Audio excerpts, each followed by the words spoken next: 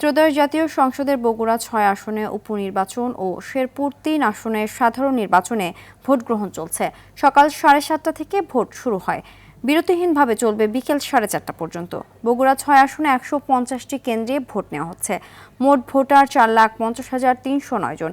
শেরপুর ৩ আসনেও ৩ জন প্রার্থী লড়ছেন। মোট ভোটার ৪,০৯,৮০৬ জন। নির্বাচনে স্ট্রাইকিং ফোর্স হিসেবে সেনাবাহিনী, বিজিবি, র্যাব, পুলিশ ও আনসার ভিডিপির সদস্য নিয়োজিত আছে। ১২ ফেব্রুয়ারি সংসদ নির্বাচনে বগুড়া ৬ আসনে তারেক রহমান নির্বাচিত হলেও পরে আসনটি ছেড়ে দেন তিনি। আর তফসিল ঘোষণার পর প্রতিদ্বন্দ্বী এক প্রার্থীর মৃত্যুর কারণে শেরপুর ৩ আসনে ভোট স্থগিত করা হয়। বিরাজ করছে, আমরা মনে করি যে এটা একটা ভীতিকর পরিবেশ সৃষ্টি করা হয়েছে। আমরা প্রশাসনের কাছে জোর দাবি জানাবো যে কোনো ধরনের সন্ত্রাসী এবং ভোট বিরোধী কার্যক্রমকে প্রতিহত করে এবং ইনশাআল্লাহ আজকের এই নির্বাচনটা অত্যন্ত সুন্দর সুষ্ঠু পরিবেশে অনুষ্ঠিত হবে। ইনশাআল্লাহ জনগণ সকলে স্বতঃস্ফূর্তভাবে ভোট কেন্দ্রে এসে তাদের ভোট প্রয়োগ করবে।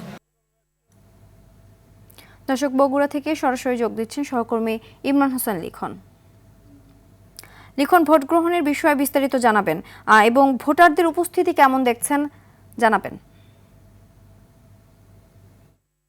সিনথিয়া, ধন্যবাদ। আমি এই মুহূর্তে অবস্থান করছি বগুড়া জেলা স্কুল। আপনি জানেন যে ত্রয়োদশ জাতীয় সংসদ নির্বাচনের আজ যে ভোট চলছে সেটি মূলত উপনির্বাচনের ভোট। আমি যেখানে রয়েছি এটি শহরের সব থেকে মূল একটি পয়েন্ট এবং শহরের মাঝ বরাবর অবস্থিত এই বগুড়া জেলা স্কুল।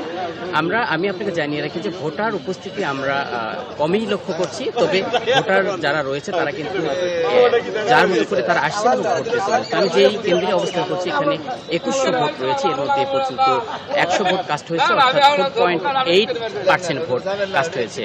আমাদের এই বগুড়া জেলায় ভোটার সংখ্যা রয়েছে ৪,৫৩,০৪৩ জন। এর মধ্যে আপনাকে জানিয়ে রাখি যে ভোটার সংখ্যা রয়েছে, এই ভোটাররা মূলত বিগত সময়ে যে আমাদের ত্রয়োদশ জাতীয় সংসদ নির্বাচনে ভোট দিয়েছে তাদের যে সাড়া পেয়েছিলাম সেরকম সাড়া কিন্তু আমরা পাচ্ছি না।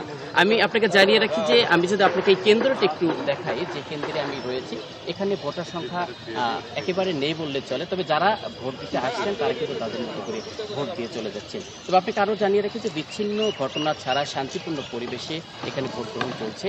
আমাদের ৩ জন প্রার্থী এখানে প্রতিদ্বন্দ্বিতা করছেন। এর মধ্যে রয়েছে বিএনপি যে প্রার্থী রেজাউল করিম বাশা, তিনি বগুড়া জেলা বিএনপি সভাপতি। তিনি প্রথমে ভোট প্রদান করেছেন, সকাল ৮টায় ভোট প্রদান করেছেন তার বাড়ির পাশে যে কেন্দ্রটি রয়েছে সেখানে। এছাড়া আবিদুর রহমান সোহেল, যিনি জামাতের প্রার্থী রয়েছেন, তিনিও ভোট প্রদান করেছেন সেওদকারী জামতলা প্রাথমিক বিদ্যালয়, এবং আলামিন তালুকদার তিনিও ইতিমধ্যে ভোট প্রদান করেছে।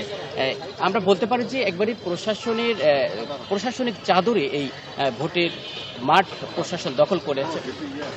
জি, আপনাকে জানিয়ে রাখি যে আমি এই ভোট কেন্দ্রে যেখানে রয়েছি সেই ভোট কেন্দ্রের অবস্থা বুঝে আমরা দেখতে পাচ্ছি যে ভোট আসলে কিভাবে চলছে। তবে আমরা আশা করছি যে আরও যত বেলা বাড়বে তত ভোটার সংখ্যা উপস্থিতি বাড়বে। সিনথিয়া, ধন্যবাদ।